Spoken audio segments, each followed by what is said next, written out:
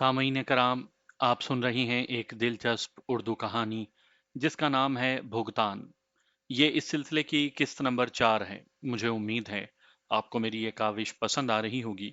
आपने अगर अभी तक मेरा चैनल कहानी घर सब्सक्राइब नहीं किया तो अभी मेरे चैनल को सब्सक्राइब करके बेल नोटिफिकेशन ऑन कर लीजिए ताकि आने वाली हर नई कहानी की इत्तला बर वक्त आप तक पहुंच सके।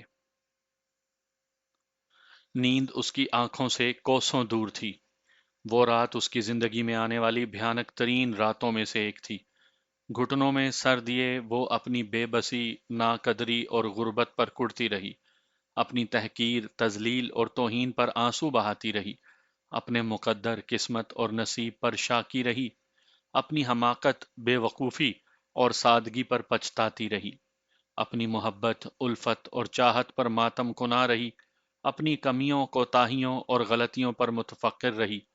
अपने दिल, जज्बात और लतीफ़ एहसासात को कोसती रही। ये सारा किस्सा उसकी अक्ल व सोच से मावरा था। मुआविया का ये रूप तो उसके वहमो गुमान में भी नहीं था। कहाँ मोहब्बत का दावेदार, उसकी कुर्बत का खाहाँ और विस्ल का मुतमन्नी मुआविया, और कहाँ नफरत, हकारत और कराहत की आग में जला भुना मुआविया। दोनों अलग अलग शख्सियात नजर आती थीं। उसके दिमाग में मुआविया का शोख लहजा गूंजा। शमामा रानी जैसी पाकीज़ा और मुकद्दस लड़की के बारे में तो बोलते हुए भी एहतियात करना पड़ती है। वो क्या कहता है शायर, लफ्ज़ जब तक वज़ू नहीं करते हम तेरी गुफ्तगू नहीं करते।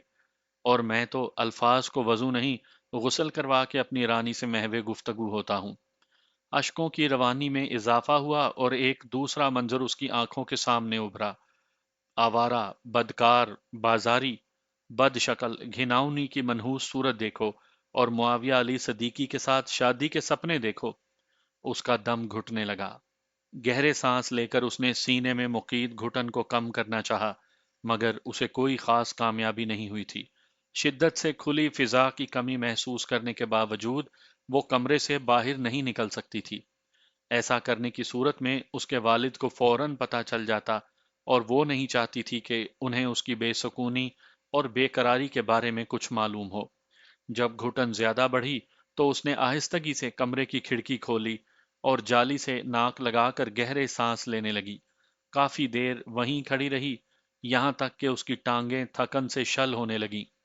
खिड़की के कवाड़ खुले छोड़ते हुए वो बोझल कदमों से चारपाई की तरफ बढ़ी और तकिए पर चेहरा रखते हुए औंधे मुंह लेट गई। मुआविया, तुमने ऐसा क्यों किया? आखिर क्या दुश्मनी थी मेरे साथ? अगर अपने काबिल नहीं समझते थे तो तवज्जो क्यों दी? अगर मैं तुम्हारे मेयार की नहीं थी तो इजहार मोहब्बत क्यों किया? सीरत के शैदाई को किसी को बदसूरती के ताने देना नहीं जचते, और फिर तुमने तो मेरी शक्ल सूरत देखे बगैर मुझे घिनौना, बदसूरत और बदशक्ल करार दे दिया। कोई मुनसिफ मिजाज आदमी तो ऐसा नहीं किया करता। क्या गुर्बत व मुफलिसी इतनी बड़ी खामी और कमी है कि जिसने तुम्हें मेरी तहकीर व तजलील का हौसला बख्शा? और अगर मैं सच में कसूरवार थी भी सही, तो बाबा जानी तो बेकसूर थे। उन्हें किस बात की सजा दी है? एक बूढ़े की तौहीन करने पर तुम्हारा दिल जरा भी न लर्जा? इतने संगदिल और जालिम हो कि बाप की उम्र के आदमी को उनकी जवान बेटी के सामने जदोकोब करने से बाज नहीं आए। मुआविया, तुमने मेरा दिल चीर दिया है, सीना छलनी कर दिया है, मेरे एहसासात और जज्बात को भस्म कर दिया है। बहुत बुरा किया है मेरे साथ तुमने मुआविया, बहुत बुरा। मैं कोशिश करूं भी सही तो तुम्हें माफ नहीं कर सकती।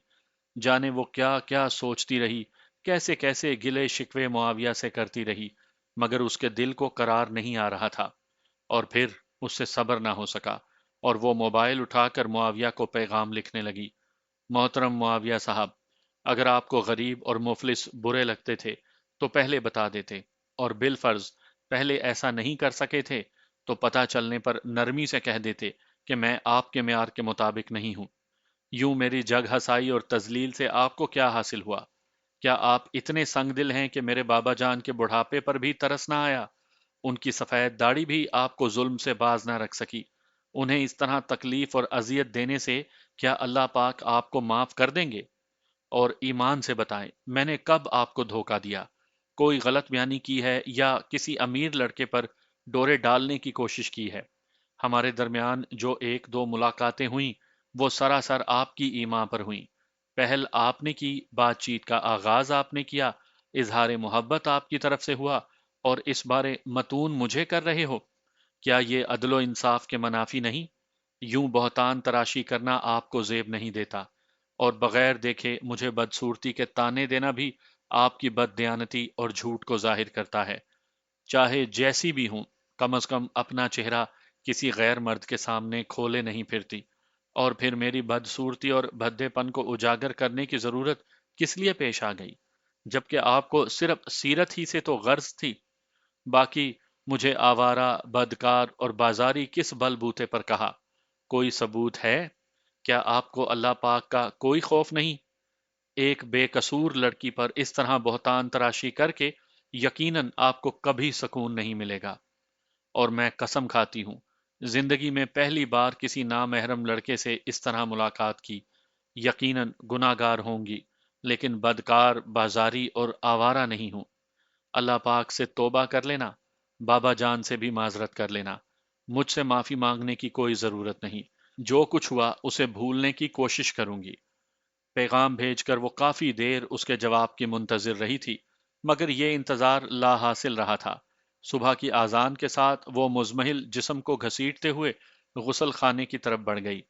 نماز پڑھ کر جانے کتنی دیر وہ اپنے رحیم و کریم پروردگار کے سامنے ہاتھ اٹھائے دستے بد دعا رہی، نہ جانے نہ جانے کن نہ کردہ گناہوں کی معافی طلب کرتی رہی، اپنی خطاؤں پر توبہ کرتی رہی، ہدایت و صراط مستقیم پر چلنے کی توفیق مانگتی رہی، اپنے اور اپنے بابا جان کے لیے عزت مانگتی رہی۔ اس نے معاویہ کے لیے بد دعا نہیں کی تھی۔ طویل دعا کے بعد اس کے دل کو کافی ڈھارس اور حوصلہ ملا۔ جائے نماز لپیٹ کر اس نے الماری سے قرآن پاک اٹھایا اور تلاوت کرنے لگی۔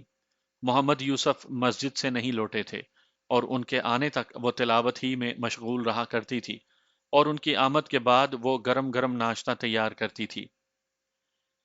بیگم، آج سورج کس جانب سے نکلا تھا؟ کھانے کی میز پر معاویہ کو بیٹھا دیکھ کر سیٹھ محمد علی صدیقی طنزیہ انداز میں اپنی بیوی عالیہ سے مخاطب ہوئے۔ معاویہ کو پتا ہوگا۔ عالیہ نے متبسم ہو کر بیٹے کو دیکھا۔ معاویہ برا منہ بناتے ہوئے بولا، برا لگ رہا ہے تو چلا جاتا ہوں۔ اس کے والد بولے، اگر ہمارے برا منانے کا اتنا ہی خیال ہوتا تو کبھی علیحدہ کھانا نہ کھاتے۔ مصروفیات کی وجہ سے کبھی کبھار دیر سویر تو ہو جاتی ہے۔ معاویہ نے بہانہ گھڑنے میں دیر نہیں لگائی تھی۔ مصروفیات؟ اس کے والد نے استہزائیہ قہقہا بلند کیا۔ برخوردار، عصر کے بعد سو جانا اور رات 9-10 بجے تک بستر میں گھسے رہنا اچھی مصروفیت ہے۔ اس کے بعد ساری رات آوارہ گردی میں بتا دینا بھی کم مفید سرگرمی نہیں۔ مجھے تھوڑی رقم چاہیے۔ معاویہ نے والد کی بات کا جواب دینے کی ضرورت محسوس نہیں کی تھی۔ کیوں اور کتنی؟ سیٹھ محمد علی اور عالیہ دونوں کے منہ سے یک لفظی استفسار نکلا، اور دونوں کے الفاظ میں حروف کی تعداد برابر ہونے کے باوجود معنی میں بہت فرق تھا۔ 2 لاکھ۔ والد کے کیوں کو نظر انداز کرتے ہوئے اس نے ماں کے استفسار کو اس لیے بھی مقدم رکھا تھا کہ وہ خود کو صرف ایسی بات کا جواب دینے کا پابند سمجھتا تھا۔ سیٹھ محمد علی کڑے لہجے میں بولے، ہر یکم کو تمہارے اکاؤنٹ میں اتنی رقم ڈال دیتا ہوں جس سے 2 درجن متوسط گھرانوں کا چولہا آسانی سے جل سکتا ہے۔ معاویہ بے پرواہی سے بولا، آپ یقیناً صحیح کہہ رہے ہیں، لیکن میرا تعلق متوسط گھرانے سے نہیں۔ اس کا باپ معنی خیز لہجے میں بولا، اگر یہ خیال ہے کہ میں نے تمہاری سرگرمیوں سے آنکھیں بند کی ہوئی ہیں تو ایسا بس تم ہی سوچتے ہو۔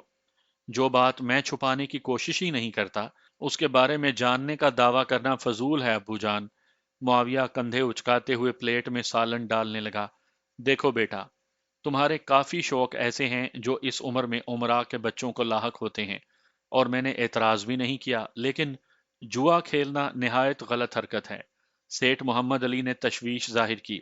معاویہ نے منہ بنایا، یہ بھی وقت گزاری کا مشغلہ ہے۔ یہ مشغلہ نہیں، لعنت ہے۔ سیٹھ محمد علی غصے سے چلائے۔ اکیلا نہیں، میرے سارے دوست کھیلتے ہیں۔ معاویہ کے نزدیک والد کا غصہ کرنا کسی اہمیت کا حامل نہیں تھا۔ یوں بھی اکیلا بیٹا ہونے کی وجہ سے وہ بچپن ہی سے کافی لاڈ پیار کا عادی تھا۔ اس کی بڑی بہن کی 2-3 سال پہلے ہی شادی ہو چکی تھی، یوں بھی اس کی موجودگی میں بھی پیار اور محبت کا اصل حقدار معاویہ ہی کو سمجھا جاتا تھا، بلکہ بڑی بہن سالسا بھی اس پر جان چھڑکتی تھی، اور اس کی شادی ہو جانے سے معاویہ کا ایک ووٹ ہی کم ہوا تھا۔ بیٹا، وقت گزاری کے لیے چھوٹی موٹی شرط لگانے کی تو خیر ہے، لیکن اپنا پورا جیب خرچ ہی جوئے میں اڑا دینا کہاں کی عقل مندی ہے؟ خاموش بیٹھی عالیہ ان کی گفتگو میں دخیل ہوئی۔ وہ بیزاری سے بولا، امی جان، میں سارا جیب خرچ جوئے میں نہیں اڑاتا، میرے اور بھی شوق ہیں۔ محمد علی تیز لہجے میں مستفسر ہوا، جب تمہاری شاپنگ، کار کی دیکھ بھال کا خرچ، یونیورسٹی کی فیسوں وغیرہ کی ادائیگی میں کرتا ہوں، تو یہ خطیر جیب خرچ کہاں اڑاتے ہو؟ ابو جان، امی کی موجودگی میں وضاحت نہیں کر سکتا، باقی میری سرگرمیوں پر کڑی نظر رکھتے ہیں تو آپ اچھی طرح جانتے ہوں گے کہ میرے کون کون سے شوق ہیں۔ محمد علی نے اسے متون کیا، ماں سے شرماتے ہو اور باپ کا کوئی خیال نہیں ہے؟ وہ ترکی با ترکی بولا، مجھے نہیں یاد کہ اپنے مشاغل آپ سے بیان کیے ہوں، آپ خود ہی میری جاسوسی کرواتے پھرتے ہیں تو میرا قصور؟ بیٹا، یہ رقم مجھ سے لے لینا اور اب بحث کو چھوڑ کر کھانا کھانے پر توجہ دو۔ عالیہ نے تکرار کی بیخ کنی کی۔ معاویہ شاکی ہوا، امی جان، میں پورا مہینہ جیب خرچ کی رقم ہی پر گزارا کرتا ہوں، اتنے عرصے بعد تھوڑی سی رقم کا مطالبہ کیا ہے اور ابو جان کے اعتراضات سنے ہیں، گویا میں سیٹھ محمد علی صدیقی کا نہیں، کسی پرچون فروش کا بیٹا ہوں۔ اس کے باپ نے منہ بناتے ہوئے کہا، جوا کھیلنے والے کے لیے سیٹھ محمد علی صدیقی کی دولت کیا، قارون کا خزانہ تک ناکافی رہتا ہے۔ ابو جان، پتہ ہے پرسوں ایک صاحب کہہ رہے تھے کہ میں اچھا کھیلتا ہوں، لیکن اب تک سیٹھ محمد علی صدیقی جیسی مہارت حاصل نہیں کر سکا۔ بیٹے کی بات پر محمد علی کھسیانہ ہو کر مسکرا پڑا تھا، جبکہ عالیہ نے بلند و بانگ کہا لگا کر شوہر کو معنی خیز نظروں سے گھورا تھا۔ تھوڑی دیر کے بعد معاویہ 2 لاکھ کی رقم کے ساتھ کلب کی طرف روانہ ہو چکا تھا۔ شگفتہ سے ابھی تک اسے پہلی قسط وصول نہیں ہوئی تھی، جبکہ شمامہ پر کی ہوئی محنت بیکار گئی تھی، مجبوراً اسے والد سے رقم مانگنا پڑ گئی تھی کہ جوا اور پینے پلانے کی محفل سے کنارہ کشی اس کے لیے ممکن نہیں تھی۔ شمامہ پر البتہ اسے سخت تپ چڑھا ہوا تھا، اگر 5 6 دن اس مفلس پر ضائع نہ کیے ہوتے تو وہ کسی اور لڑکی کو پھنسا چکا ہوتا۔ اپنی بے وقوفی اور حماقت کے بارے سوچتے ہوئے اسے عصر کے وقت نیند بھی نہیں آ سکی تھی۔ کلب میں جوا کھیلتے ہوئے بھی اس بیہودہ لڑکی کے ساتھ گزارے لمحات رہ رہ کر اس کی سوچ میں اجاگر ہو کر اسے غصہ دلاتے رہے۔ صبح یونیورسٹی جاتے ہوئے وہ سارا راستہ خاموش رہی تھی۔ محمد یوسف نے بھی زبان کھولنے کی ضرورت محسوس نہیں کی تھی۔ یونیورسٹی کی پارکنگ میں اترتے ہوئے اس کی آنکھوں کے سامنے گزشتہ کل کا منظر تازہ ہوا۔ اس پر گھبراہٹ طاری ہونے لگی تھی۔ نقاب میں ہونے کی وجہ سے محمد یوسف کو اس کا چہرہ نظر نہیں آ رہا تھا، ورنہ وہ اس کے زرد پڑتے چہرے کو دیکھ کر ضرور تسلی دینے کی کوشش کرتے۔ محمد یوسف سے اجازت لے کر وہ کلاس روم کی طرف بڑھ گئی تھی۔ سیمٹ کی روش پر چلتے ہوئے اس کی نظر بسما پر پڑی، جو گھاس پر بیٹھی اپنی کلاس فیلو سنم سے محو گفتگو تھی۔ وہ آج شمامہ سے پہلے ہی یونیورسٹی پہنچ گئی تھی۔ کلاس روم میں جانے کا ارادہ ملتوی کرتے ہوئے وہ ان کی طرف بڑھ گئی۔ قریب پہنچتے ہوئے اس نے سلام کہا۔ سلام کا جواب دیتے ہوئے بسما کہنے لگی، میرا خیال ہے شمامہ رانی رات گئے تک جاگتی رہی، اس لیے صبح دیر سے تشریف لا رہی ہے۔ تم سے ضروری بات کرنا ہے۔ ان کے ساتھ گھاس پر بیٹھتے ہوئے شمامہ دھیمے لہجے میں بولی۔ اس کا سنجیدہ لہجہ سن کر بسما چونک پڑی تھی۔ بے ساختہ گھبرائے ہوئے لہجے میں پوچھنے لگی، خیر تو ہے؟ اس کا ہمدردانہ لہجہ سن کر شمامہ کی آنکھوں میں نمی نمودار ہوئی۔ اس نے جواب دیے بغیر خاموشی سے سر جھکا لیا تھا۔ آپ لوگ گپ شپ کریں، میں چلتی ہوں۔ شمامہ کی خاموشی دیکھتے ہوئے سنم کو محسوس ہو گیا تھا کہ وہ بسما سے اکیلے میں بات کرنا چاہتی ہے۔ بسما نے اسبات میں سر ہلاتے ہوئے کہا، شکریہ سنم بہن، اب منہ سے کچھ پھوٹو گی بھی صحیح، یا نقاب پوش چہرے کو دیکھ کر ہی اندازہ کرنا پڑے گا؟ سنم کے جاتے ہی بسما اس پر چڑھ دوڑی۔ شمامہ کو زور کا رونا آیا، گھٹنوں پر سر ٹیکتے ہوئے وہ سسکیاں بھرنے لگی۔ اے کیا ہوا؟ بسما نے قریب ہو کر اس کی پیٹھ سہلانی شروع کر دی تھی۔ وہ گلوگیر آواز میں بولی، بسما، اس نے مجھے دھوکہ دیا، اندھیرے میں رکھا۔ اسے دولت مند لڑکی کی ضرورت تھی، اور میری طرف سے اٹھنے والے قدم کسی غلط فہمی کا نتیجہ تھے۔ کیا بکے جا رہی ہو؟ ہوش میں تو ہو؟ بسما ششدر رہ گئی تھی۔ شمامہ سسکی، ہاں کل چھٹی کے وقت ہی ہوش آیا تھا، معاویہ نے کچھ کہا ہے؟ شمامہ بھر آئی ہوئی آواز میں بولی، کچھ نہیں، بہت کچھ، ہرافہ، آوارہ، بدکار، بازاری، بد شکل، گھناؤنی، بد چلن، اور جانے کیا کیا۔ اگر یہ مذاق ہے تو بہت بیہودہ اور حقیقت ہے تو بہت بھیانک۔ شمامہ جلدی سے وضاحت کرو، اور یقین کرو مجھ میں بیہودہ مذاق برداشت کرنے کا حوصلہ موجود ہے، بھیانک سچائی کا سامنا نہیں کر سکتی۔ شمامہ خاموشی سے آنسو بہانے لگی۔ بسمہ تشویش بھری نگاہوں سے اسے گھور رہی تھی۔ جانتی ہوں کہ رونا تم جیسی ڈرپوک لڑکیوں کا پسندیدہ کام ہے، لیکن مجھے بے چینی ہو رہی ہے، اور پوری بات جانے بغیر سکون نہیں آئے گا۔ شمامہ نے ناک سے دو تین لمبے سانس کھینچے، گھٹنوں سے سر اٹھا کر چشمہ اتارا اور گیلی آنکھوں کو رومال سے صاف کرنے لگی۔ آنکھوں کے بعد چشمے کی باری آئی تھی۔ وہ بسمہ کی طرف دیکھنے سے گریز کر رہی تھی۔ چند لمحات اسی سرگرمی میں ضائع کر کے وہ بسمہ کی طرف متوجہ ہوئی۔ یقیناً ان لمحات میں وہ آواز میں شامل رقت پر قابو پانے کی کوشش میں تھی۔ جس کار میں یونیورسٹی آتی ہوں، وہ اسے بابا جان کی کار سمجھ رہا تھا۔ غلط فہمی سے وہ مجھے سیٹھ زادی سمجھ بیٹھا تھا۔ میرے ڈرائیور بابا جان سے مل کر جوں ہی غلط فہمی دور ہوئی، اس نے اپنے چہرے پر پہنا پیار، محبت اور ظرف کا نقاب اتارنے میں ایک لمحہ بھی نہ لگایا۔ بابا جان کی توہین کی، انہیں بڈھا احمق چند ٹکے کا ڈرائیور اور نہ جانے کیا کیا بکتا رہا۔ ان کے گریبان میں ہاتھ ڈال کر دھکا دے کر زمین پر گرا دیا۔ یہ بھی کہا کہ ان کی بیٹی یونیورسٹی میں امیر لڑکوں کو پھانستی پھرتی ہے۔ مجھ پر بھی ہاتھ اٹھانے کی کوشش کی، لیکن عقیل نے اسے پکڑ کر ہمیں مزید بے عزت ہونے سے بچا لیا۔ ایسے کیسے ہو سکتا ہے؟ بسمہ حیران ہو گئی تھی۔ کم از کم معاویہ ایسا نہیں ہو سکتا، وہ تو ایک سلجھا ہوا، تمیزدار، حلیم اور اعلیٰ ظرف کا لڑکا ہے۔ ہم، شمامہ نے طنزیہ ہنکارا بھرا، میرا بھی یہی خیال تھا۔ کسی نے کان نہ بھرے ہوں، ابھی حال ہی میں وہ شگفتہ کی باتوں سے متنفر ہوا تھا، یا تمہارے بارے کسی نے غلط پٹیاں نہ پڑھائی ہوں۔ بسمہ اب تک گو مگو کی کیفیت میں تھی۔ ایک جانب شمامہ تھی جس کی بات پر وہ آنکھیں بند کر کے یقین کر سکتی تھی، اور دوسری جانب معاویہ تھا جسے وہ نہایت اچھا، با اخلاق اور مخلص سمجھتی تھی۔ شمامہ اس کی سادگی پر مسکرائی۔ بابا جان سے تعارف ہونے سے پہلے اس کے لہجے سے شہد ٹپک رہا تھا۔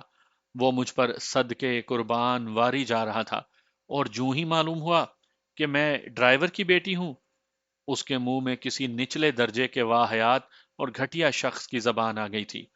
پریشان نہیں ہوتے میری جان، بسمہ نے اس کا دایاں ہاتھ تھام کر سہلاتے ہوئے کہا۔ اچھا ہوا کہ ابتدا ہی میں اس کی اصلیت کھل گئی، ورنہ آگے جا کر یہ رفاقت اور مسائل پیدا کرتی۔ شمامہ دھیرے سے بولی، رات میں نے اسے موبائل پر پیغام بھیجا تھا، لیکن اس کا جواب نہیں آیا۔ کیا؟ مگر کیوں؟ بسمہ خفگی بھرے انداز میں چیخ پڑی تھی۔ اور لکھا کیا تھا؟ شمامہ نے بغیر کچھ کہے معاویہ کو بھیجا ہوا پیغام کھول کر موبائل فون اس کی جانب بڑھا دیا۔ پیغام پڑھ کر بسمہ کے خفگی بھرے چہرے پر ہلکا سا اطمینان جھلکا۔ موبائل فون شمامہ کو واپس کرتے ہوئے اس نے منہ بنایا۔ باتیں تو ٹھیک لکھی ہیں، لیکن اس کا کوئی فائدہ نظر نہیں آتا۔ بہتر یہی تھا کہ اسے پیغام نہ بھیجتی۔ آخر اس نے ایسا کیوں کیا؟ شمامہ کی آواز دوبارہ بھرانے لگی تھی۔ بسمہ نے مشکوک لہجے میں پوچھا، سچ بتاؤ، کہیں اس کی اتنی گھٹیا حرکت کے بعد بھی اسے دل میں تو نہیں بسایا ہوا؟ پتہ نہیں، شمامہ نے اداسی بھرے انداز میں سر جھکا لیا تھا۔ کیا مطلب؟ بسمہ پریشان ہو گئی۔ میری سمجھ میں کچھ نہیں آ رہا بسمہ، کیا کہوں؟ شمامہ الجھی ہوئی تھی۔ اتنا کچھ ہونے کے بعد بھی تمہیں فیصلہ کرنے میں دقت ہو رہی ہے؟ بسمہ بفر گئی تھی۔ میرا مطلب تھا، میں اس کا کیا بگاڑ سکتی ہوں؟ بسمہ کو غصے میں دیکھ کر وہ گھبرا گئی تھی۔ پولیس میں رپورٹ درج کروائی تو میرا ڈرامہ بن جائے گا، البتہ وائس چانسلر صاحب کو شکایت کی جا سکتی ہے۔ عقل کی دشمن، میرے سوال کو تو سمجھو۔ اس کی وضاحت دینے پر بسمہ اپنا ماتھا پیٹتے ہوئے چیخنے پر مجبور ہو گئی۔ پوچھا تھا، تمہیں اب بھی معاویہ نامی شخص میں کوئی دلچسپی ہے؟ شمامہ خاموش ہو گئی تھی۔ بسمہ کا استفسار پہلے سے اس کی سمجھ میں آ گیا تھا، لیکن حقیقت یہی تھی کہ اس بارے میں وہ کوئی فیصلہ نہیں کر پائی تھی۔ کچھ پوچھا ہے میں نے؟ بسما خاموشی کی طوالت کو برداشت نہیں کر پائی تھی۔ وہ دھیرے سے بولی، اسے میری دلچسپی کی کیا پرواہ، ہماری صرف راہیں ہی جدا نہیں ہیں، منزل بھی علیحدہ ہے۔ بسما نے اسے تیز نظروں سے گھورا۔ تم گھما پھرا کر فلسفے کا سہارا لیتے ہوئے میرے سوال کو نظر انداز مت کرو۔ وہ روحاں لہجے میں بولی، میری منتشر سوچیں تمہارے کسی سوال کو سمجھ ہی نہیں پا رہی، جواب کیا دوں؟ شماما، خود پر غور کرو، کیا تمہارے جیسی لڑکی کو یہ رویہ زیب دیتا ہے؟ بسما نے افسردہ لہجے میں دکھ کا اظہار کیا۔ وہ دھیرے سے بولی، دے گیا مات محبت میں لگا کر، ورنہ میں نے اس شخص سے تسخیر کہاں ہونا تھا۔ بسما نے غصے سے پوچھا، اس کا رویہ دیکھ کر بھی یہ بھوت نہیں اترا؟ شماما نے گھڑی پر نگاہ دوڑاتے ہوئے کہا، چلیں کلاس کا وقت ہو گیا ہے۔ بسما کے سوال کا جواب اس نے نہیں دیا تھا۔ بسما 2-3 لمحے اس کے نقاب میں پوشیدہ چہرے کو گھورتی رہی اور پھر بے بسی بھرے انداز میں سر ہلا کر کھڑی ہو گئی۔ وہ پیریڈ شروع ہونے سے چند منٹ پہلے کلاس روم میں داخل ہوئی تھی۔ لیں جی، تشریف لاتی ہیں شمامہ رانی دختر ڈرائیور یوسف احمد۔ شمامہ کی آمد کے ساتھ معاویہ نے نشست سے کھڑے ہو کر باقاعدہ اعلان کیا تھا۔ کلاس روم میں موجود زیادہ تر طلباء کھل کھلا کر ہنس پڑے تھے۔ ہنسنے والوں کے انداز سے واضح تھا کہ ان کی آمد سے پہلے معاویہ کافی کچھ زہر افشانی کر چکا تھا۔ شمامہ نے بے اختیار بسما کا ہاتھ تھام لیا تھا۔ اس کے ہاتھ کی کپ کپاہٹ محسوس کرتے ہی بسما نے اپنے دوسرے ہاتھ سے اس کی ہاتھ کی پشت کو پیار سے سہلایا، گویا اسے حوصلہ دے رہی ہو۔ دیکھیں جی، مجھے محبوبہ کی طرف سے ملنے والا پہلا تحفہ۔ اس کے شل ہوتے احساسات اور زخمی سوچوں سے بے خبر معاویہ نے جیب سے لفافہ نکال کر لہرایا۔ آپ لوگ اگر سوچ رہی ہیں کہ اس لفافے میں کوئی اعلیٰ موبائل فون، قیمتی گھڑی یا اس قسم کی کوئی چیز ہے تو آپ کی سوچ نہایت سطحی ہے۔ بہرحال میں زیادہ دیر آپ کے صبر کو نہیں آزماؤں گا۔ یوں بھی میں نے وعدہ کیا تھا کہ شمامہ رانی دختر ڈرائیور یوسف احمد کی آمد پر اس قیمتی تحفے کی رونمائی ہوگی، اور میں وعدے پر قائم ہوں۔ یہ کہتے ہوئے اس نے لفافہ کھول کر گزشتہ دن شمامہ رانی کا دیا ہوا پراٹھا کھول کر سب کی آنکھوں کے سامنے لہرایا۔ اگر کسی کو اس عظیم تحفے کی سمجھ نہیں آئی تو وضاحت کر دیتا ہوں، یہ دال کا پراٹھا ہے۔ چند کہے بلند ہوئے، کچھ کے چہروں پر استہزائیہ مسکراہٹیں نمودار ہوئیں، 2-3 بے پرواہی سے اپنی پڑھائی میں لگے رہے، جبکہ شمامہ رانی کی آنکھیں توہین کے احساس سے نم ہو چکی تھیں۔ مسٹر معاویہ، یقیناً کسی مہذب آدمی کو اس طرح کی باتیں زیب نہیں دیتی۔ بسما خاموش نہیں رہ پائی تھی۔ شمامہ کے جسم کی خفیف کپ کپاہٹ کو وہ اچھی طرح محسوس کر سکتی تھی، اور اگر وہ خاموش رہتی تو یقیناً شمامہ کا ڈر سوا ہو جاتا۔ معاویہ گھٹیا لہجے میں بولا، واہ مس بسما واہ، غیر مہذب میں ٹھہرا۔ مرسڈیز کار کے ڈرائیور کی بیٹی کا کوئی قصور نہیں جو اپنی واجبی شکل کو نقاب میں چھپا کر امیر لڑکے پٹاتے پھر رہی ہے۔ پہل تمہاری طرف سے ہوئی تھی۔ بسما پھٹ پڑی، یار مجھے کیا پتا تھا کہ یہ ڈرائیور کی بیٹی ہے؟ اس کا استہزائی لہجہ نخوت سے پر ہوا۔ بہرحال اسے سمجھا دینا، اب میرا پیچھا چھوڑ دے اور خدا رسول کے واسطے دے کر سمجھانے کی کوشش نہ کرے۔ بسما کڑک کر بولی، معاویہ صاحب، اللہ پاک سے ڈرو۔ شمامہ رانی ایک معصوم لڑکی ہے، اور معصوم کی آہیں بڑے بڑوں کو لے ڈوبتی ہیں۔ معصوم! معاویہ نے استہزائی کہا بلند کیا، اتنی بد شکل معصوم آج تک نہیں دیکھی۔ اپنی خوبصورتی کا زام پاس رکھو۔ کسی لڑکی کا پردہ دار ہونا بدصورتی کو نہیں، اس کی خوبصورتی اور اچھی تربیت کی نشاندہی کرتا ہے۔ بسما اسے برابر جواب دیے جا رہی تھی۔ اچھی سیرت، معاویہ نے طنزیہ انداز میں کہا۔ کلاس کی باقی لڑکیوں کی سیرت اچھی نہیں ہے یا تربیت ٹھیک نہیں ہو پائی؟ تمہارے تئیں تو اکیلی ڈرائیور کی بیٹی ہی پارسا ہے۔ لڑکیوں کو پردہ کرنے کا حکم شریعت دیتی ہے، اکثریت کی بے پردگی سے یہ حکم تبدیل نہیں ہو سکتا۔ باقی بے پردہ ہونا بے حیائی کی علامت نہیں ہے تو پردہ دار ہونا بھی بدصورتی یا بد شکلی کی علامت نہیں ہو سکتا۔ تم بھی تو پردہ نہیں کرتی ہو۔ معاویہ نے اسے متون کرنے میں دیر نہیں لگائی۔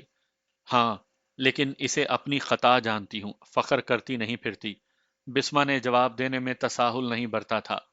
بہرحال اپنی سہیلی کو کہو کہ اپنا قیمتی تحفہ واپس لے لے اور میرا جو خرچہ کروایا ہے وہ میرے حوالے کر دے۔ معاویہ نے باسی پراٹھا لفافے میں ڈال کر شمامہ کی گود میں پھینک دیا تھا۔ باقی مجھے معلوم ہے کہ غریب ڈرائیور کی بیٹی کے لیے 1000 روپے اکٹھے واپس کرنا مشکل ہوگا، اس لیے چند ماہانہ ایک ساتھ میں واپس کر دینے پر بھی مجھے کوئی اعتراض نہیں۔ اس کی بات پر چند طلباء کا کہا بلند ہوا، ان میں زیادہ تعداد معاویہ کے دوستوں کی تھی۔ تمہیں شاید بسما کوئی کرارا سا جواب دے ہی رہی تھی، مگر پروفیسر کی آمد نے اسے ہونٹ بھینچنے پر مجبور کر دیا۔ پروفیسر صاحب کی آمد کو شمامہ نے اپنی غیبی مدد جانا، ورنہ معاویہ کے استہزائی لہجے اور مذاق اڑانے کے گھٹیا انداز نے اسے شرمندگی کے عمیق گڑھے میں دھکیل دیا تھا۔ توہین و ذلت کا احساس اس کی رگ رگ میں سما گیا تھا۔ بھلا ایسے حالات سے اس کا کہاں واسطہ پڑا تھا؟ شرم و حیا کی پتلی، چالاکی و مکاری سے غافل، ڈرپوک اور بزدل لڑکی معاویہ جیسے بے شرم اور منہ پھٹ لڑکے کا کہاں مقابلہ کر سکتی تھی؟ وہ دل ہی دل میں بسما کی بھی مشکور تھی، جو اس کی وکالت میں معاویہ سے تکرار کرتی رہی تھی۔ معاویہ کا پیسے کا مطالبہ کرنا بھی اسے پریشان کر گیا تھا۔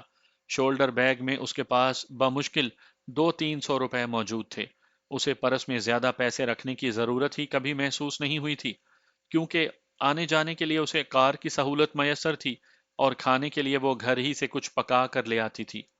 1000 روپے کی حقیر رقم پرس میں موجود نہ ہونے کی وجہ سے وہ بر وقت معاویہ کے منہ پر نہیں مار سکی تھی۔ مختلف قسم کی اذیت بھری سوچیں اس کے دماغ میں سرگردہ رہیں۔ اسے کچھ پتہ نہیں تھا کہ پروفیسر صاحب کیا پڑھا رہے تھے۔ وہ تو بس سر جھکائے اس ذلت کو برداشت کرنے کی کوشش کر رہی تھی جو لا علمی میں وہ اپنا مقدر کر بیٹھی تھی۔ دل لگانے کی اتنی بڑی سزا ملے گی، یہ اس نے کب سوچا تھا؟ ساری زندگی لڑکوں سے دور بھاگنے اور جن سے مخالف سے تعلق کو شجر ممنوع سمجھنے والی نے پہلی بار دماغ کے بجائے دل کی باتوں پر کان دھر کر اپنی فطرت کے خلاف کچھ کرنے کا سوچا تھا، اور پہلے ہی قدم پر اتنے زور کی ٹھوکر کھائی تھی کہ منہ کے بل گہری کھائی میں جا گری تھی۔ دوران سبق بسما نے چند بار اس کا ہاتھ تھام کر تسلی دینے والے انداز میں سہلایا تھا، لیکن وہ کوئی بہتر رد عمل ظاہر نہیں کر سکی تھی۔ اسے سر اٹھاتے ہوئے ڈر لگ رہا تھا، یوں جیسے پوری کلاس اسے تنزیہ اور حقارت بھری نظروں سے گھور رہی ہو۔ پروفیسر صاحب کی نظروں میں بھی اسے استہزاء نظر آ رہا تھا۔ اگر وہ نقاب میں نہ ہوتی تو پروفیسر صاحب نے آتے ہی اس کی غیر ہوتی حالت کو پہچان جانا تھا، لیکن پردے نے اس کی لاج رکھ لی تھی۔ پروفیسر صاحب کے کلاس روم سے نکلتے ہی بسما اسے مخاطب ہوئی تھی۔ شمامہ، پریشان ہونے کی ضرورت نہیں، میری موجودگی میں کوئی تمہارا کچھ بھی نہیں بگاڑ سکتا۔ بسما کی آواز سنتے ہی اس نے چونکتے ہوئے اسے دیکھا، اور پھر کلاس روم سے باہر جاتے ہوئے پروفیسر صاحب پر اس کی نظر پڑی۔ ایک دم خوف کی لہر اس کے جسم میں دوڑ گئی تھی۔ اسے لگا معاویہ دوبارہ بکواس شروع کر دے گا۔ ایک دم نشست سے اٹھ کر وہ باہر کی جانب چل پڑی۔ وہ دائیں بائیں دیکھنے سے گریز کر رہی تھی۔ اسے یوں محسوس ہو رہا تھا جیسے تمام کلاس کی چبھتی ہوئی نگاہیں اس پر گڑی ہوئی ہوں۔ کہاں چل دی؟ بسما نے پکارا، مگر وہ جواب دیے بغیر دروازے کی طرف بڑھتی رہی۔ بسما بھی اس کے پیچھے بڑھ گئی تھی۔ یوں لگتا ہے جیسے مس بسما کو کوئی لڑکا گھاس نہیں ڈال رہا اور اس نے ڈرائیور کی دختر نیک اختر کو ہی لڑکے کی جگہ دے دی ہے۔ یوں بھی لڑکوں کے ساتھ مس شمامہ رانی کی شکل کافی ملتی ہے، صرف نسوانی آواز ہی کا فرق ہے۔ معاویہ بظاہر عقیل کو مخاطب تھا، لیکن اس کی آواز بہرحال اتنی اونچی ضرور تھی کہ باہر جاتی بسما اور شمامہ نے آسانی سے سن لیا تھا۔ بسما کے قدم جواب دینے کے لیے رکے، مگر پھر وہ ارادہ ملتوی کرتی ہوئی شمامہ کے پیچھے کلاس روم سے نکل گئی۔ بس کرو یار، تم بہت زیادتی کر چکے ہو، عقیل نے اسے سمجھانے کی کوشش کی۔ جانتے ہو، کچھ لوگ ایسے ہوتے ہیں جن پر بغیر کسی وجہ کے غصہ آتا ہے اور آتا چلا جاتا ہے۔ تمہاری شمامہ رانی ان شخصیات میں سے ایک ہے۔ اس طرح کی لڑکیوں سے صرف نفرت کی جا سکتی ہے، اور وہی میں کر رہا ہوں۔ عقیل کے جواب دینے سے پہلے غزالہ ان کے قریب آ کر ایک خالی نشست پر بیٹھ گئی تھی۔ بہت افسوس ہوا معاویہ، ایک جاہل گنوار لڑکی نے آپ کو یوں دھوکا دیا۔ معاویہ دکھی لہجے میں بولا، شکریہ غزالہ جی، آپ کو میرے دکھ کا احساس ہوا، ورنہ تو زیادہ تر طلباء اسے معصوم اور سادہ سمجھ کر مجھے غلط گردان رہے ہوں گے۔ عقیل نے غزالہ کو تیز نظروں سے گھورا، مگر وہ اس کی طرف متوجہ ہی نہیں تھی۔ وہ معاویہ کو دیکھ رہی تھی اور اس کی آنکھوں میں جو کچھ نظر آ رہا تھا وہ عقیل کو باور کروانے کے لیے کافی تھا کہ محترمہ شمامہ کو کوس کر معاویہ کے دل میں اپنی جگہ بنانے آئی بیٹھی تھی، اور اگر عقیل اسے دیکھ کر اس کے ارادوں کو جان گیا تھا تو معاویہ جیسے گرو کے لیے یہ جاننا کیا مشکل تھا؟ کلاس روم سے نکل کر شمامہ تیز قدموں سے چلتے ہوئے وہاں تک پہنچی تھی۔ وہ دونوں روزانہ خالی پیریڈ وہیں بیٹھ کر گزارتی تھیں۔ خوشنما گھاس کا وہ قطع لوگوں کی آمد و رفت سے ذرا ہٹ کر تھا، گو ان کے علاوہ بھی کبھی کبھار وہاں دوسرے طلباء آ کر بیٹھ جایا کرتے تھے، مگر ایسا بہت کم ہوتا تھا۔ بیٹھتے ساتھ شمامہ نے حلق میں مقید سسکیوں کو آزاد کیا اور اشکوں کا سیلاب تسلسل سے بہنے لگا۔ شمامہ ایسے تو نہیں کرتے، دیکھو تم یونیورسٹی کی طالبہ ہو، غریب یا مفلس ہونے کا یہ مطلب نہیں کہ کسی سے کم ہو یا جس کی جو مرضی آئے بکنا شروع کر دے۔ قریب بیٹھ کر بسمہ اس کی پیٹھ سہلاتے ہوئے تسلی دینے لگی۔ شمامہ جواب دیے بغیر سسکیاں بھرتی رہی۔ رونے سے کیا حاصل ہوگا؟ کیا اس طرح کسی بیہودہ لڑکے کو اس کی ہرزہ سرائی کا جواب مل جائے گا، یا اس طرح لوگوں کے سامنے تمہارا بے گناہ ہونا ثابت ہو جائے گا؟ تمہیں بھی میری بے گناہی میں شک ہے؟ سسکیاں بھرتے ہوئے اس نے گلا کیا۔ ایسا کچھ نہیں ہے میری جان، میں بس یہ سمجھانے کی کوشش کر رہی ہوں کہ کسی سے ڈرنے خوف کھانے کی ضرورت نہیں ہے، اور نہ کسی کی بکواس کے جواب میں خاموشی سادھنے کی ضرورت ہے۔ اس کی رکت بھری آواز گونجی، تو کیا کروں؟ میں ہوں ہی ڈرپوک اور بزدل، لڑکے تو کیا کسی لڑکی کو بھی جواب نہیں دے سکتی۔ بسمہ ڈانٹنے کے انداز میں بولی، تو رونے سے بھی مسئلہ حل ہونے والا نہیں ہے نا؟ آنسو اختیاری ہوتے ہیں اور نہ روکنے ہی سے رکتے ہیں، بس چھپائے جا سکتے ہیں، اور انہیں چھپانے کے لیے ہی کلاس روم سے نکل کر یہاں آ بیٹھی ہوں۔ بسمہ دکھی لہجے میں بولی، کب تک چھپو گی؟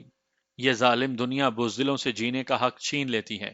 وہ بے بسی سے پوچھنے لگی، وہ ایسا کیوں کر رہا ہے بسمہ؟ آخر میں نے اس کا کیا بگاڑا ہے؟ خود ہی یہ کھیل شروع کیا اور اب خود ہی سیخ پا ہو رہا ہے۔ اپنی سب سے بڑی دشمن تم خود ہو شمامہ۔ یقین کرو اس دن کیفیٹیریا میں وہ شگفتہ کے سامنے یوں دب کر بات کر رہا تھا گویا وہ اس کی پروفیسر ہو۔ معاویہ صاحب کی نرمی اور ظرف جس سے ہم دونوں متاثر ہوئی تھی، صرف ڈر کے مرہونے میں نہ تھا، ورنہ اس کا اصل چہرہ میں نے آج دیکھا ہے۔ مجھ میں اتنی ہمت نہیں ہے کہ بہادری دکھا سکوں، میں بس رو سکتی ہوں۔ غصے کی حالت میں ڈر کی وجہ سے ڈانٹ کھا کر، کسی سے لڑائی ہونے پر، کسی زیادتی کا سامنا کرنے پر مجھے رونا آتا ہے، اور میں روتی ہوں۔ اس سے بڑھ کر کسی رد عمل کی توقع مجھ سے ابس ہے۔ میری جان، میں ہوں نا تمہارے ساتھ؟ بسمہ نے کندھے کے گرد بازو گھماتے ہوئے اس کے بازو کو تھام کر اپنے ساتھ زور سے بھینچ لیا تھا۔ ان بیہودہ اور بدکماش لڑکوں کا سامنا کیسے کرنا ہے، یہ میں سکھاؤں گی۔ کسی سے ڈرنے اور خوف کھانے کی ضرورت نہیں۔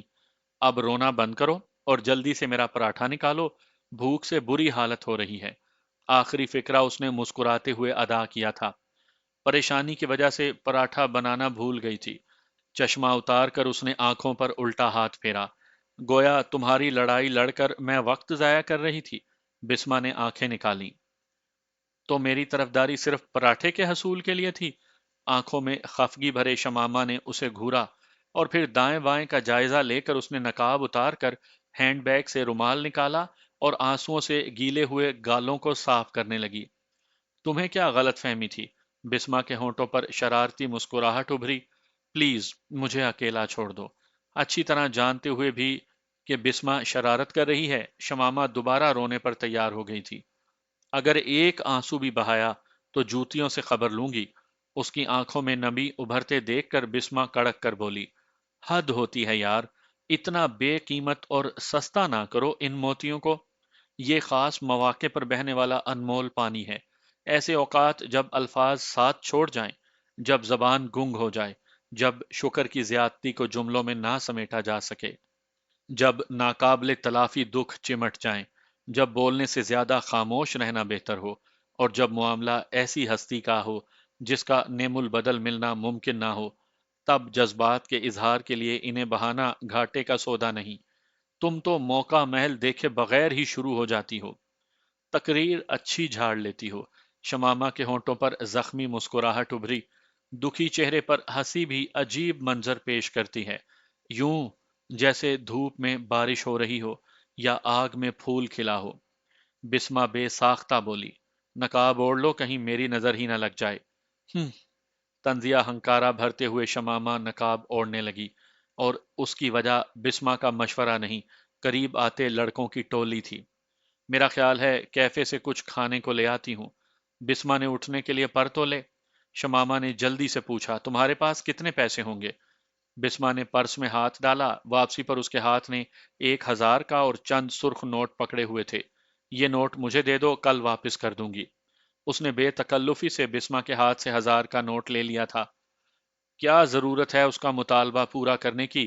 تم نے منت تو نہیں کی تھی کہ تمہیں کچھ کھلائے پلائے؟ یوں بھی ایک گلاس جوس اور برگر کی قیمت 1,000 روپے نہیں بنتی۔ بسما اس کے بتائے بغیر 1,000 روپے کے نوٹ کا مصرف جان گئی تھی۔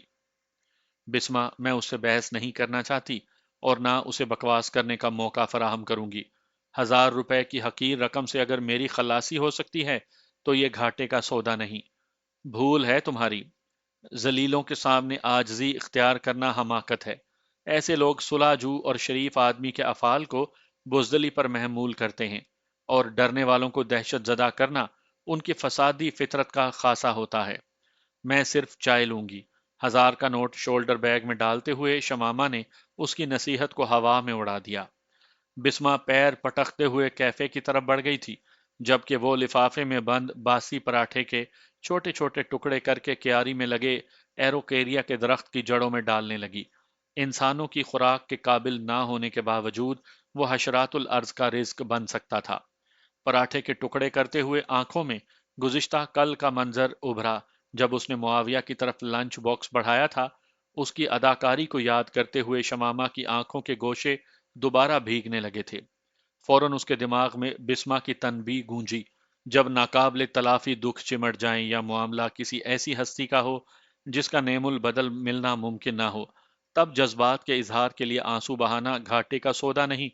آنکھوں سے بہتے پانی نے اعلان کیا کہ شاید اسے ناقابل تلافی دکھ چمٹ گئے تھے، شاید معاویہ کا نعم البدل ملنا ممکن نہیں تھا، شاید الفاظ اس کا ساتھ چھوڑ گئے تھے، شاید اس کی زبان گنگ ہو گئی تھی۔ وہ بسما کی غیر موجودگی کا کھل کر فائدہ اٹھانے لگی، یہاں تک کہ اسے چائے کے ڈسپوزیبل کپ پکڑے بسما اپنے قریب آتی دکھائی دی۔ 2 پیریڈ وہیں گزار کر وہ کلاس روم کی طرف بڑھ گئی تھیں۔ نشست سنبھالنے سے پہلے شمامہ نے 1,000 کا نوٹ معاویہ کے سامنے رکھ دیا تھا۔ بیچاری ڈرائیور کی بیٹی شاید اتنی دیر سے 1,000 روپے کے حصول کی تگ و دو میں تھی، حقارت بھرے انداز میں کہتے ہوئے معاویہ نوٹ کو چھوٹے چھوٹے ٹکڑوں میں پھاڑنے لگا۔ یہ شمامہ سے نفرت کی انتہا تھی، اپنی امارت کا اظہار تھا یا غرور و تکبر، اس بارے میں شمامہ کوئی اندازہ نہیں کر سکی۔ آنکھوں پر لگا چشمہ اس کی کمزوریوں کا امین تھا۔ اس ظالم مغرور کے سامنے اشک بہانا اسے بالکل گوارا نہیں تھا، اور جس پانی کو چھپانے کے لیے اس کی ہمت اور پلکیں ناکام ہو رہی تھی، اس پر کالے شیشوں والے چشمے نے پردہ ڈال دیا تھا۔ تمام خواتین و حضرات سن لیں، مجھے شمامہ رانی دختر ڈرائیور یوسف احمد نے قرض کی خطیر رقم لوٹا دی ہے۔ نوٹ کو باریک ٹکڑوں میں منقسم کر کے ہوا میں اڑاتے ہوئے اس نے شمامہ کے دل پر ایک اور چرکا لگایا، کلاس فیلوز کو ہنسنے کا ایک اور موقع فراہم کیا، شمامہ کے حوالے اپنی غلطی پر پچھتانے کی ایک اور وجہ کی، اور غربت و امارت کے فرق کو مزید اجاگر کیا۔ اس کی بکواس پر کان نہ دھرنا، بہتر ہوگا کہ کوئی کتاب پڑھنا شروع کر دو، بسما نے جھٹ سے مشورہ دیا۔ وہ جانتی تھی کہ کوئی جواب دینے پر بسما نے رکت بھری آواز سے اس کی حالت پہچان جانا تھی۔ اسبات میں سر ہلا کر اس نے بسما سے متفق ہونے کی اداکاری کی اور کتاب کھول کر گود میں رکھ لی۔ یہ اور بات کہ کتاب کے الفاظ کو پڑھ کر سمجھنا تو درکنار، وہ دیکھ بھی نہیں رہی تھی۔ غزالہ نے معنی خیز لہجے میں پوچھا، اگر پھاڑنے ہی تھے تو اس غریب کے پاس ہی رہنے دیتے؟ شمامہ کے دل پر لگنے والے زخموں کی تعداد میں اضافہ کرتے ہوئے وہ پر نخوت لہجے میں بولا، غزالہ جی، بھیک مانگنے والوں کے بھی کچھ اصول و ضوابط ہوتے ہیں۔ کسی امیر لڑکے کو پھانس کر کوٹھی بنگلے کے سپنے دیکھنے والی لڑکیاں اس خیرات کی مستحق نہیں ہوتی۔ بسما بپھرتے ہوئے بولی، مسٹر معاویہ، اپنی امارت کے بھونڈے اظہار کے بجائے تمہارا خاموشی اختیار کرنا زیادہ بہتر رہے گا۔ بد اخلاقی و بد تہذیبی ایک حد تک ہی برداشت کی جاتی ہے، اگر ایک شریف لڑکی تمہارے منہ نہیں لگنا چاہتی تو تمہیں بھی اپنی ہرزہ سرائی پر قابو پا لینا چاہیے۔ ہاں ہاں، معاویہ نے استہزائی کہکہا بلند کیا۔ اس غصے کا رخ اپنی خوبصورت اور پرکشش سہیلی کی جانب موڑ دو تو بہتر ہوگا۔ باقی وہ میرے منہ نہیں متھے لگنے کا منصوبہ بنائے ہوئے تھی۔ اور ایک اور کوڑا شمامہ کی سماعتوں پر برسا تھا۔ چند طلباء کی ہنسی اسے سر تپا سلگا گئی تھی۔ اپنے وجود پر گڑی استہزائی نظروں نے اس کا سانس لینا دوبھر کر دیا تھا۔ ایک بسمہ ہی تھی جس کے سہارے وہ ان حقارت و نفرت بھری باتوں کا سامنا کر پا رہی تھی۔ بقول شاعر، کہنے والوں کا کچھ نہیں جاتا، سہنے والے کمال کرتے ہیں۔ اور وہ بیہودہ الزامات اور گھٹیا بہتانوں کا سامنا کر رہی تھی۔ زیادہ طنز کی ضرورت نہیں ہے، تمہاری صورت شمامہ کے چہرے تو کیا پاؤں کے برابر بھی نہیں ہے، غصیلے لہجے میں کہتے ہوئے بسما نے دھمکی دی۔ اور اگر تم نے دوبارہ بکواس کی تو اس مسئلے کو وائس چانسلر تک لے جاؤں گی۔ امیر ہونے کا مطلب یہ نہیں کہ تمہیں ہر کسی کی پگڑی اچھالنے کی اجازت مل گئی ہے۔ خوبصورت لڑکی کی جھگڑالو سہیلی، معاویہ نے لفظ خوبصورت پر خصوصی زور دیتے ہوئے کہا، پگڑی عزت داروں کی ہوتی ہے، بتاتی ہوں تمہیں۔ بسما نے نشست چھوڑتے ہوئے دروازے کی طرف قدم بڑھائے، لیکن شمامہ نے فوراً ہی لرزتے ہاتھ سے اس کی کلائی تھام لی تھی۔ بسما، بیٹھ جاؤ۔ اس کے حلق سے بھرائی ہوئی نحیف آواز برآمد ہوئی۔ قہر آلود نگاہیں معاویہ کے چہرے پر ڈالتے ہوئے بسما بیٹھ گئی تھی، اور پھر پروفیسر باسط صاحب کی آمد نے عارضی طور پر اس تکرار کو ختم کر دیا تھا۔ پیریڈ کے اختتام پر پروفیسر صاحب کے باہر جاتے ہی معاویہ نے موبائل فون پر گانا لگا دیا تھا۔ گلوکار کی خوبصورت آواز کلاس روم میں گونجنے لگی، یہ جو چلمن ہے دشمن ہے ہماری، کتنی شرمیلی دلہن ہے ہماری، دوسرا اور کوئی یہاں کیوں رہے، حسن اور عشق کے درمیاں کیوں رہے، ہاں جی ہاں کیوں رہے۔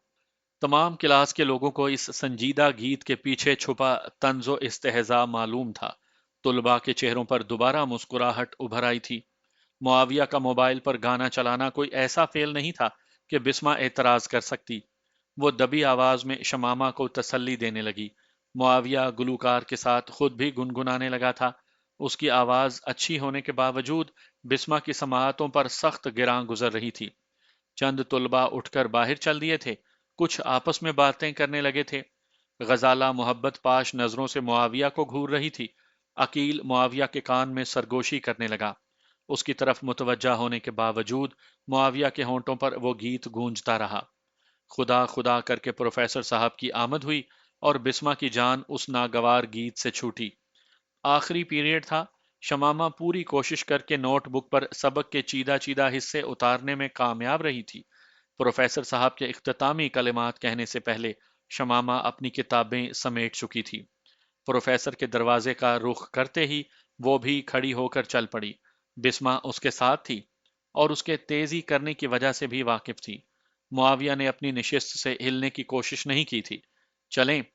عقیل نے کھڑے ہوتے ہوئے پوچھا۔ تم جاؤ، اسے کہہ کر اس نے غزالہ کو ہاتھ کے اشارے سے اپنی جانب آنے کا اشارہ کیا۔ ابھی اس کا نمبر ہے، کوفت بھرے انداز میں کہتے ہوئے عقیل چل پڑا، جبکہ اس کے اشارے پر غزالہ تیر کی طرح اس کے قریب آئی تھی۔ خیر تو ہے؟ قریب پہنچ کر اس نے اشتیاق آمیز لہجے میں پوچھا۔ بیٹھو، ایک ضروری کام تھا۔ معاویہ نے ہونٹوں پر ہنسی بکھیری۔ نزاکت سے اس کے ساتھ والی کرسی پر نشست سنبھالتے ہوئے وہ معاویہ کی طرف متوجہ ہو گئی، جبکہ معاویہ گفتگو سے پہلے ذہن میں الفاظ کو ترتیب دینے لگا۔ والد کے آنے تک اس نے بسما کو جانے نہیں دیا تھا۔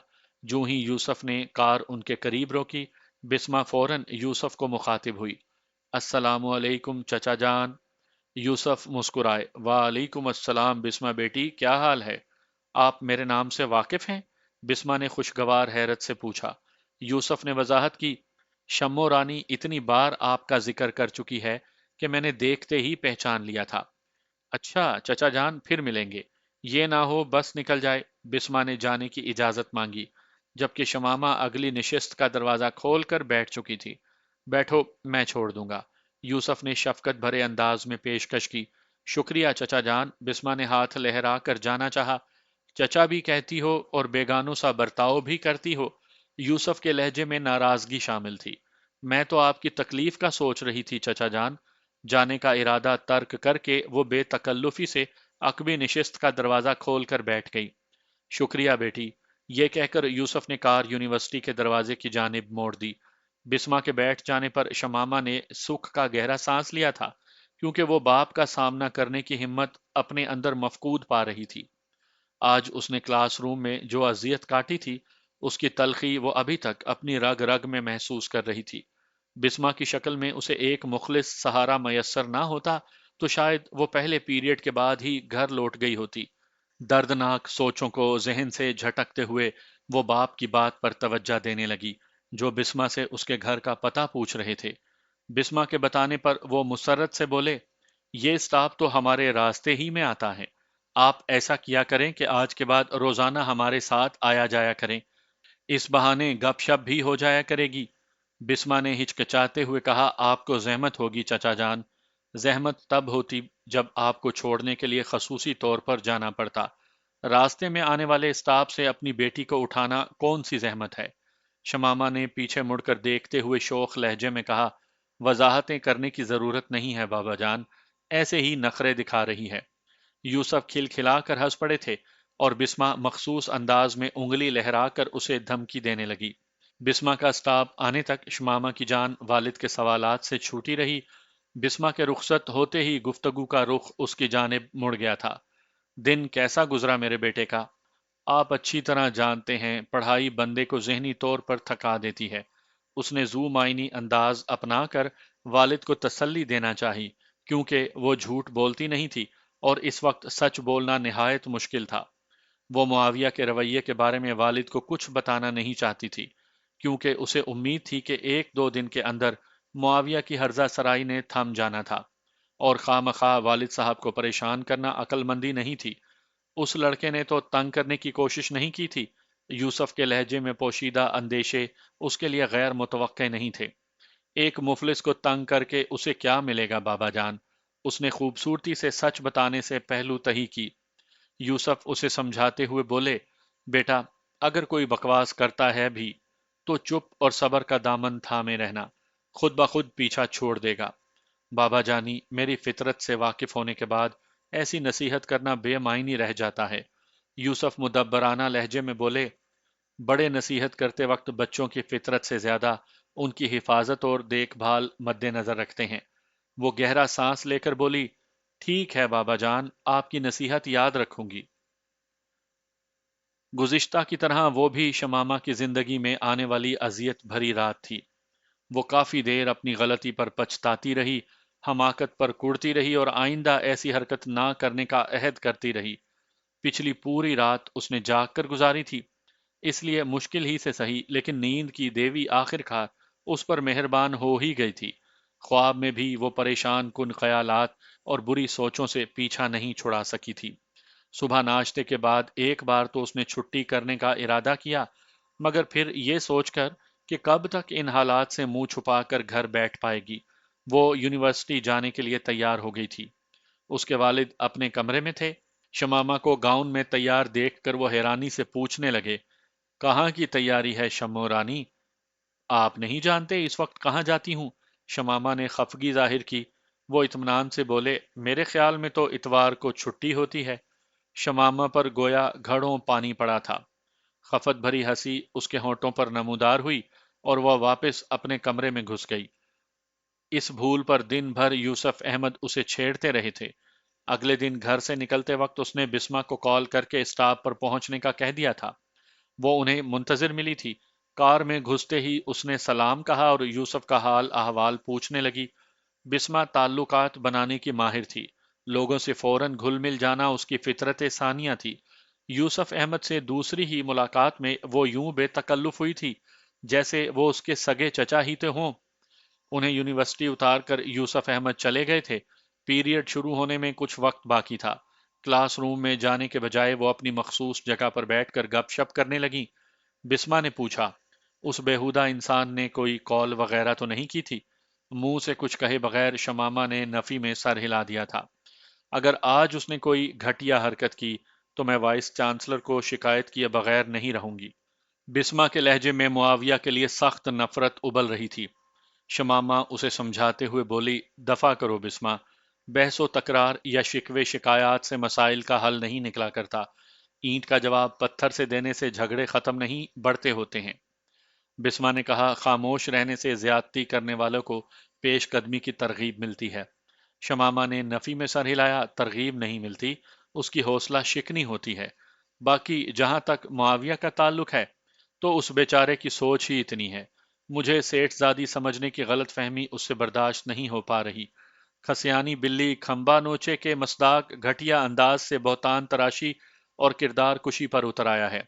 उसकी बकवास को नजरअंदाज करने से देखना 2-3 दिनों तक पीछा छूट जाएगा। बिस्मा खुशगवार हैरत से बोली, तुम्हारी बातों से तो अंदाजा होता है कि उसकी मोहब्बत को दिल से निकालने में कामयाब हो। शमामा ने धीमे लहजे में कहा, एक शायर कहता है, मैंने चाहा था जख्म भर जाएं, जख्म ही जख्म भर गए मुझ में। ये जो मैं हूं जरा सी बाकी, वो थे मर गए मुझ में। शुक्र है, बिस्मा ने इत्मीनान भरे अंदाज में गहरा सांस लिया। पीरियड शुरू होने से 5-6 मिनट पहले वो क्लासरूम की तरफ बढ़ गई थी। क्लासरूम में दाखिल होते ही शमामा की निगाह मुआविया की निशिस्त की तरफ उठी। उसे मौजूद पाकर दिल की धड़कन तेज होने लगी थी।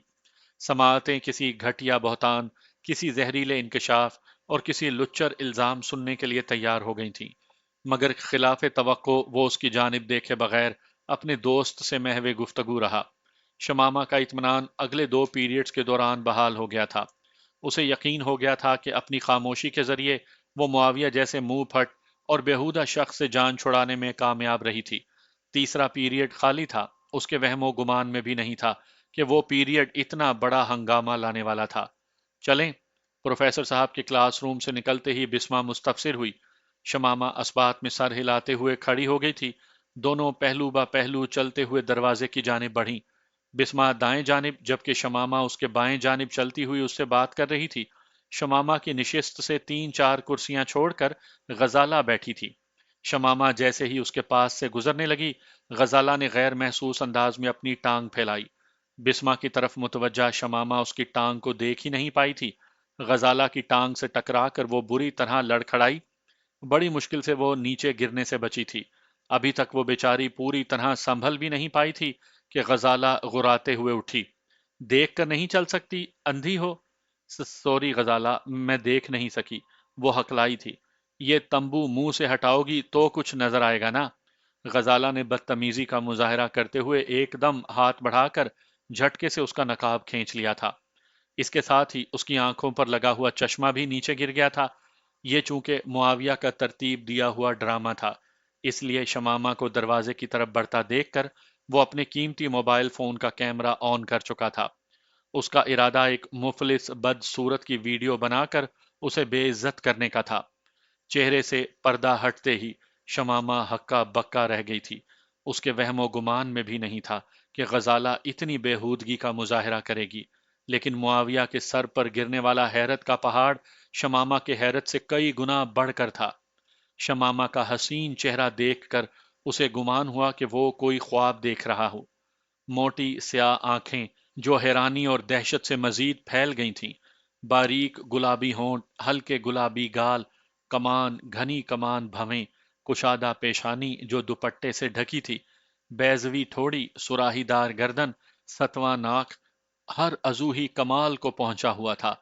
उसे बनाने के लिए रब ने जिन फरिश्तों को मुकर्रर किया था, यकीनन उनके पास वक्त की कोई कमी नहीं थी। इसलिए उन्होंने वो चेहरा बनाते हुए कोई दकीका फरोगजाश्त नहीं किया था। हैरत और दहशत के बाद शमामा के चेहरे पर गुस्सा उभरा था।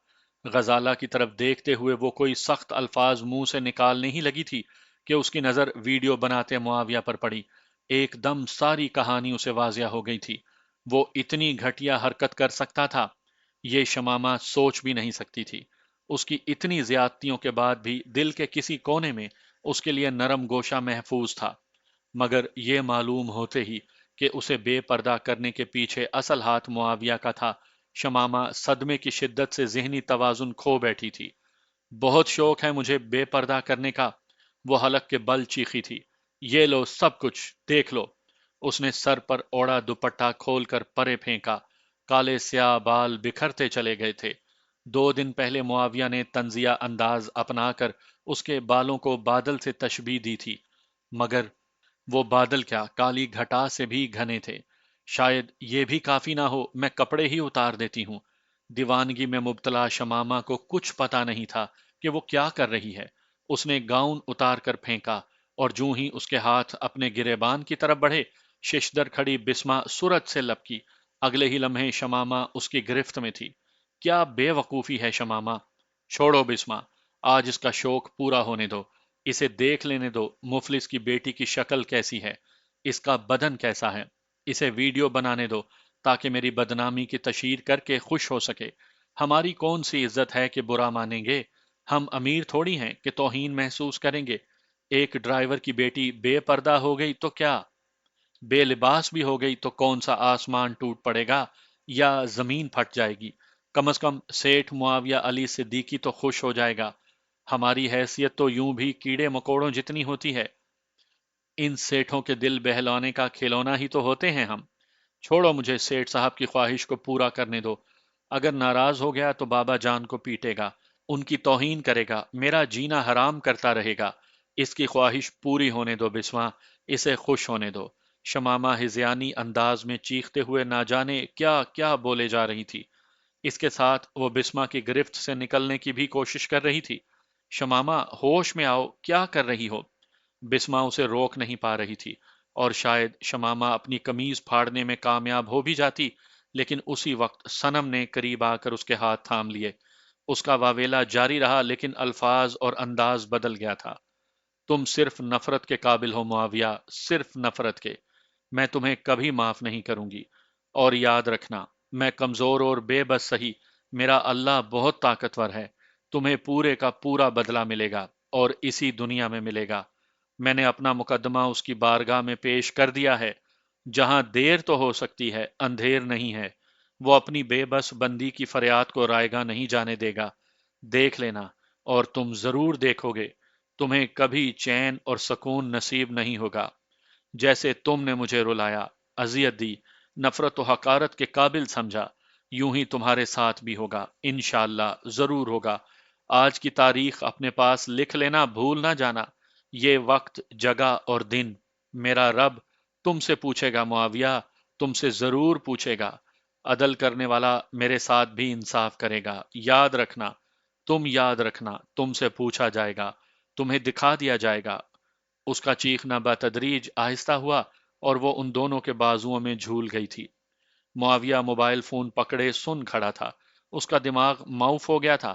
اس کے سوچنے سمجھنے کی صلاحیتیں گویا سلب ہو چکی تھیں، یہاں تک کہ اسے موبائل فون بند کرنا بھی یاد نہیں رہا۔ اچانک عقیل نے آگے بڑھ کر اس کے ہاتھ سے موبائل فون لے کر اس کی جیب میں ڈالا اور اسے دروازے کی طرف کھینچا۔ دوسری کلاسوں کے طلباء بھی شمامہ کی چیخو پکار سن کر وہاں پہنچ گئے تھے۔ غزالہ شرمندہ سی وہاں سے ہٹ گئی تھی۔ بسمہ نے دوپٹے سے شمامہ کا چہرہ ڈھانپ لیا تھا۔ پلیز یار، یہ لڑکے وغیرہ یہاں سے نکل جائیں، لڑکیاں خود ہی اسے سنبھال لیں گی۔ یہ کہنے والا رضوان تھا، اور اس کی کوششوں سے لڑکے وہاں سے نکل گئے تھے۔ بسمہ نے کہا، سنم ایک گلاس پانی تو لے آؤ۔ سنم اوپر نیچے سر ہلاتی دروازے کی جانب بڑھ گئی تھی۔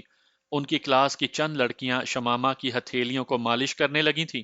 کچھ اور لڑکیاں وہاں آ کر معاملے کو سمجھنے کی کوشش کر رہی تھیں۔ نئی آنے والیاں وہاں جھمگٹا بنا کر کھڑی ہونے والیوں سے صورتحال پوچھنے لگیں، اور پھر آہستہ آہستہ بھیڑ چھٹنے لگی۔ کچھ لڑکیوں کے چہروں پر شمامہ کے لیے ہمدردی تھی، کچھ منہ بناتے اور کندھے اچکاتے ہوئے پیچھے مڑ گئی تھیں۔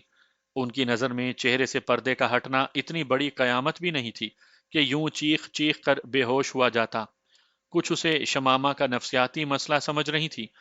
ہر انسان کے سوچنے کا انداز جدا ہوتا ہے، ترجیحات الگ ہوتی ہیں، اور فائدے اور نقصان کے معیار مختلف ہوتے ہیں۔ وہاں بھی جتنے منہ اتنی باتیں، اور جتنے دماغ تھے اتنی سوچیں تھیں۔ لیکن یہ بھی حقیقت ہے کہ کسی کے پاس اتنا بھی فالتو وقت موجود نہیں تھا کہ وہاں پکے ڈیرے ڈال کر مکمل تحقیق کے پیچھے پڑتا۔ جلد ہی شمامہ کے ساتھ صرف صنم اور بسمہ رہ گئی تھی۔ ہوش میں آ کر بھی وہ گمسم بیٹھی تھی۔ بسمہ نے پانی کا گلاس اس کے ہونٹوں سے لگایا، اور وہ خاموشی سے پانی پینے لگی۔ پانی کا خالی گلاس فرش پر رکھتے ہوئے بسمہ نے نرمی سے کہا، اٹھو، گاؤن پہن لو۔ وہ خاموشی سے کھڑے ہو کر گاؤن پہننے لگی۔ 2-3 لمحوں کے بعد وہ اپنے حلیے میں آ گئی تھی۔ بھلا کوئی ایسی بے وقوفی کرتا ہے؟ اسے کرسی پر بٹھا کر بسما نے دوسری نشست سنبھالی اور نرم لہجے میں اسے سمجھانے لگی۔ اچھا، میں چلتی ہوں۔ انہیں خلوت مہیا کرنے کے لیے صنم جانے کے ارادے سے کھڑی ہو گئی تھی۔ شکریہ صنم بہن، بسما ممنونیت بھرے لہجے میں کہہ کر دوبارہ شمامہ کی جانب متوجہ ہو گئی، جبکہ صنم کے قدم دروازے کی طرف بڑھ گئے تھے۔ بتاؤ نا کیوں اتنا غصہ آ گیا تھا میری شمو رانی کو؟ اس کی دل جوئی کرتے ہوئے بسما کا انداز بڑی اماں کا سا ہو گیا تھا۔ مجھے گھر جانا ہے، اس نے بڑی مشکل سے زبان کھولی تھی۔ مجھے نہیں لگتا یہ دانش مندانہ فیصلہ ہوگا۔ اب اٹھو، وائس چانسلر کے دفتر چلنا ہے۔ ان دونوں کو سبق سکھانا بہت ضروری ہے۔ اس نے نفی میں سر ہلایا۔ بسما، مجھے کسی کی شکایت نہیں کرنا۔ بسما بپھر کر بولی، تمہارے اسی ڈر اور بزدلی نے اس گھٹیا انسان کو ایسا کرنے کی ہمت دی ہے۔ وہ اطمینان سے بولی، تمہیں شاید بھول گیا ہے کہ میں اپنا مقدمہ درج کروا چکی ہوں۔ میری درخواست وہاں پہنچ گئی ہے بسما، ایسی عدالت میں جہاں نا انصافی کا گزر نہیں، عہدے اور رتبے کی پہنچ نہیں، حیثیت کی اہمیت نہیں، طاقتور اور کمزور کی تخصیص نہیں، غربت اور امارت کا فرق نہیں، بس عدل ہوتا ہے، انصاف ہوتا ہے، پورے کا پورا بدلہ ملتا ہے، کسی حقیر کو مایوس نہیں کیا جاتا، کسی مفلس کو بے توقیر نہیں کیا جاتا، سب کی سنی جاتی ہے، اور میری بھی سن لی گئی ہے بسما۔ میرا یقین ہے، ایمان ہے، بھروسہ ہے، مجھے دنیاوی عدالت سے کچھ نہیں لینا بسما۔ میرا انصاف وہ کرے گا جس نے مجھے مفلس بنایا، مجھے عدل اس سے چاہیے جس نے مجھے کمزور بنایا۔ میرا فیصلہ وہ کرے گا جس سے بہترین فیصلہ کوئی اور نہیں کر سکتا، اور میں اسی کی رضا میں راضی ہوں، اور ہمیشہ سے تھی، ہمیشہ رہوں گی۔ اس کا ہاتھ پکڑتے ہوئے بسما صاف گوئی سے بولی، تم سے ڈر لگ رہا ہے شمامہ، یقین کرو تمہاری پہنچ تو بہت اوپر تک ہے۔ ہاں ہے، شمامہ نے کھلے دل سے اعتراف کیا، ہر مظلوم کی اس تک پہنچ ہے۔ جب اس نے واضح فرما دیا کہ شے رگ سے بھی قریب ہے تو اس کی موجودگی میں شک کیسا؟ جب اعلان کر دیا کہ مانگو گے تو دوں گا تو تردد کیسا؟ جب عدل کا وعدہ کر دیا تو بے یقینی کیسی؟ بسما نے دلیل دی، تم سچ کہہ رہی ہو، لیکن دنیا تو اسباب کے تحت ہے، اور ہم معاشرے کے بنائے ہوئے قانون سے لا تعلق تو نہیں رہ سکتے نا۔ وہ اداسی سے بولی، وی سی کو شکایت کرنے پر کیا ہوگا؟ انہیں تنبیہ کر دے گا، مجھ سے معذرت کرنے کا حکم دے گا، یا زیادہ سے زیادہ یونیورسٹی سے بے دخل کر دے گا۔ تو انہیں یونیورسٹی کی کمی تو نہیں ہے نا؟ پاکستان کیا، وہ تو یورپ جا کر بھی تعلیم مکمل کر سکتے ہیں۔ بسما نے پوچھا، تو تم کیا چاہتی ہو؟ فوراً جواب آیا، جو میرا مالک چاہے۔ تم بہت اچھی ہو۔ بسما نے اسے اپنے ساتھ لپٹا لیا تھا،